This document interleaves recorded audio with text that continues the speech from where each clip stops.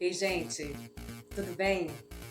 Bom, vim aqui para poder cumprir a promessa de falar sobre o meu processo de reinvenção.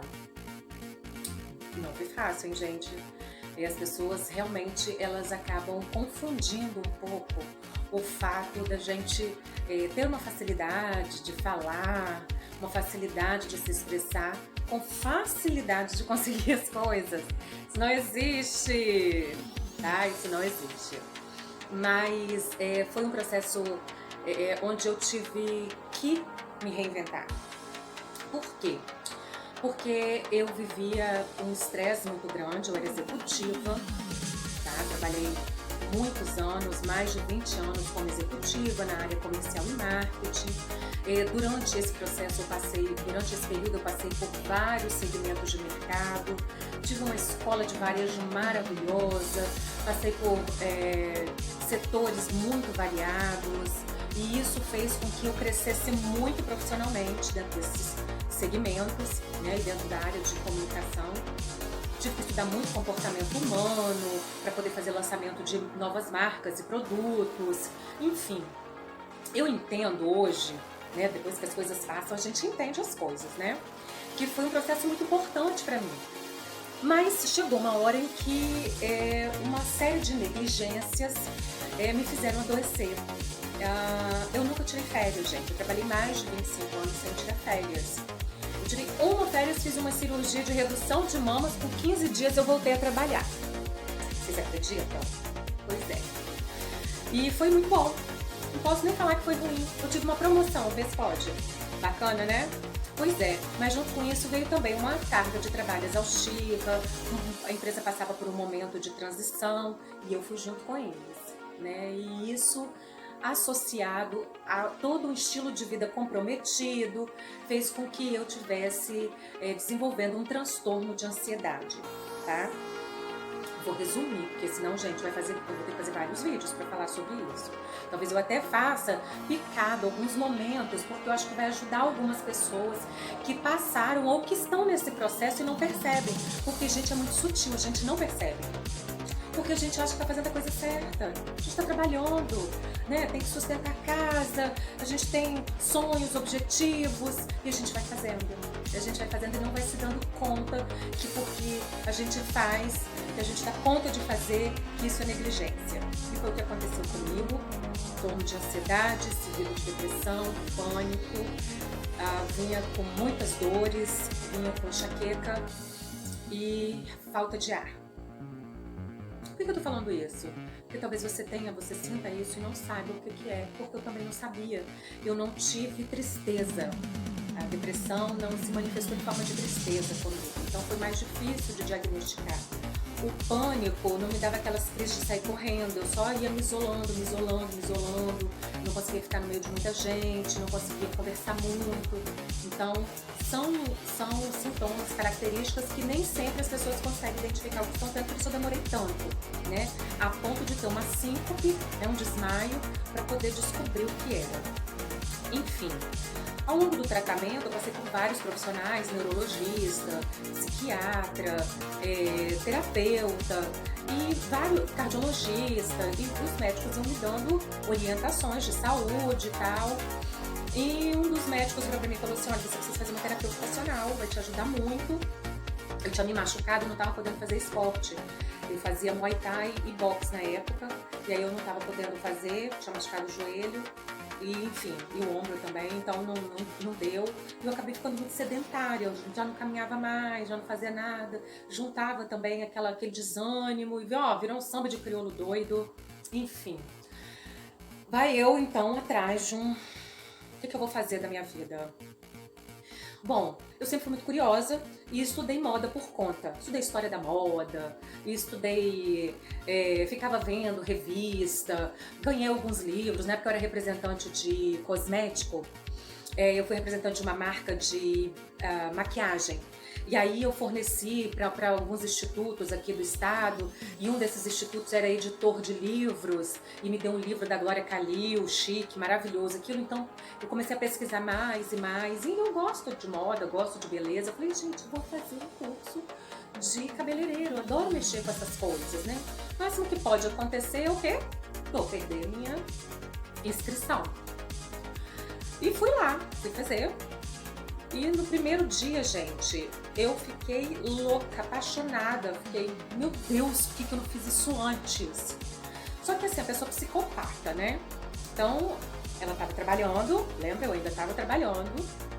O curso era de 1 ano e 8 meses. Eu antecipei, era uma vez por semana, eu fazia todos os dias, inclusive sábado.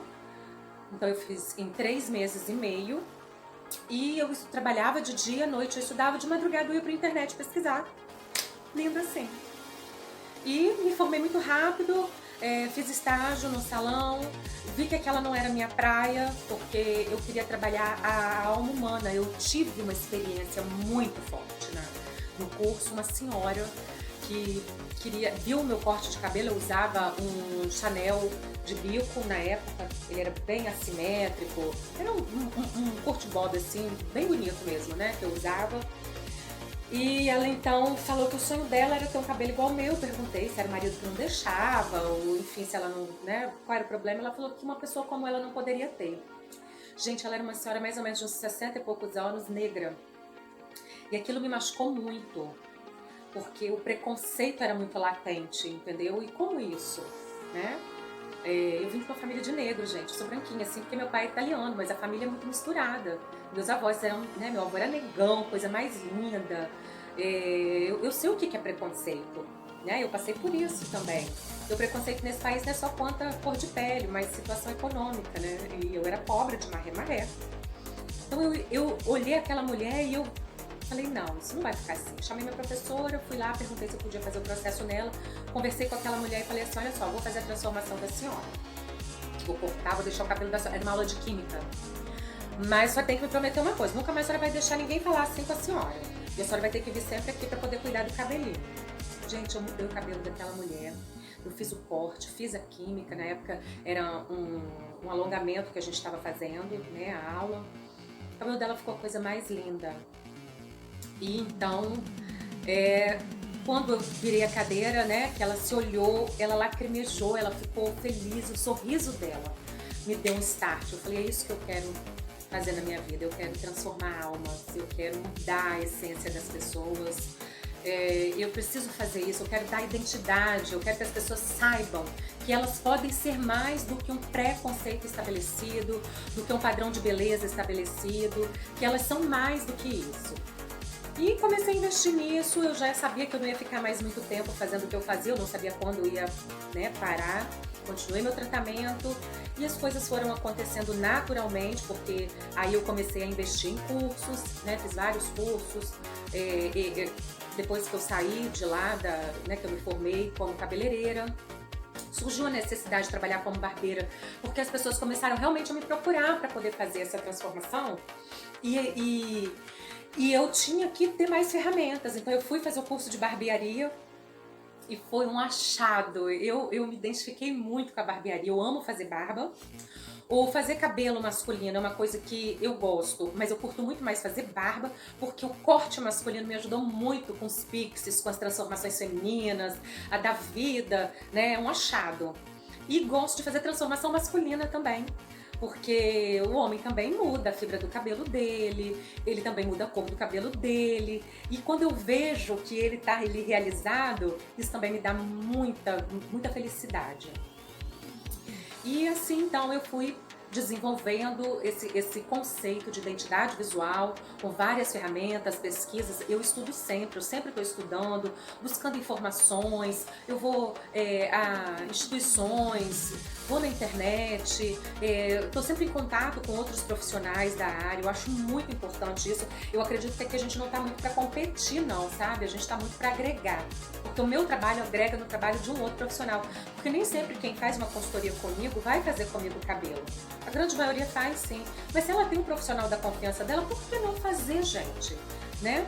E nem todo mundo está apto a fazer esse tipo de consultoria, porque é um estudo holístico. Você tem que entender o temperamento da pessoa, você tem que entender o padrão de comportamento dela, o que ela tem. É um trabalho muito amplo. Claro, você vai trabalhar formato de rosto, cor de tom, subtom de pele, isso é muito importante.